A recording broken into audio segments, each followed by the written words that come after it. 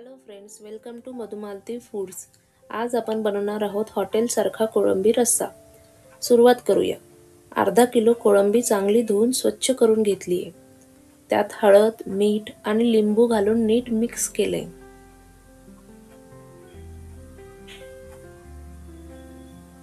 आणि ही कोळंबी 1 तासासाठी फ्रीज मध्ये ठेवून देते। आता कढईत थोडं तेल गरम करून त्यात सुकं खोबरं टाकून परतते। आता आलं, लसूण आणि कांदा टाकून कांदा हलक्या रंगाचा होईपर्यंत परतते। तुम्हाला पुण्यात ताजी आणि स्वस्त मच्छी हवी असेल तर माझं इंस्टाग्राम पेज फॉलो करा आणि इंस्टाग्रामवर मला डायरेक्ट मेसेज करा। नंतर 2 छोटे चिरलेले टोमॅटो घालते। छान परतते आणि आता यात मीठ घालून झाकण ठेवून 5 मिनिटं शिजू देते, जोपर्यंत टोमॅटोचं पाणी पूर्ण आटतं। हे मिश्रण एका प्लेटमध्ये काढून त्यात थोडा कोथिंबीर टाकून हे चांगलं वाटून घेते। आता पुन्हा कढई गरम करून त्यात थोडं तेल घालते। तेल गरम झाल्यावर मॅरिनेट केलेली कोळंबी टाकून चांगली परतते।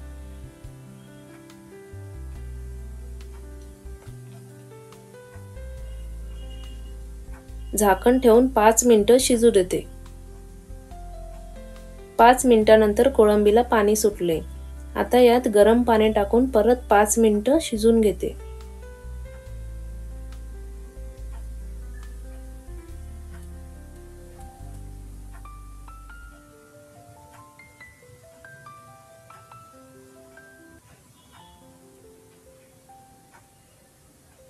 शिजलेल्या कोळंब्या एका भांड्यात काढते। रस्सा तयार करण्यासाठी कढईत थोडं तेल घालून त्यात काश्मीरी लाल मिरची पावडर टाकते रंगासाठी। आता लाल मिरची पावडर चवीनुसार, किचन किंग मसाला आणि कढीपत्ता टाकून चांगलं मिक्स करते।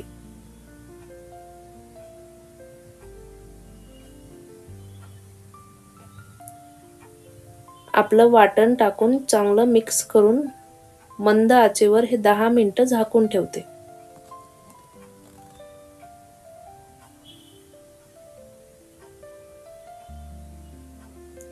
दहा मिनिटं झाल्यावर शिजलेल्या कोळंब्या टाकून गरम पाणी घालून हवी तशी कन्सिस्टन्सी ॲडजस्ट करते।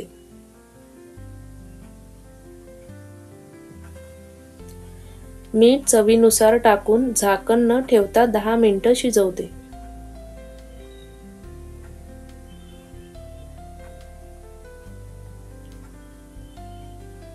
आणि शेवटी चिरलेली कोथिंबीर टाकून सजवते। कोळंबी रस्सा तयार आहे।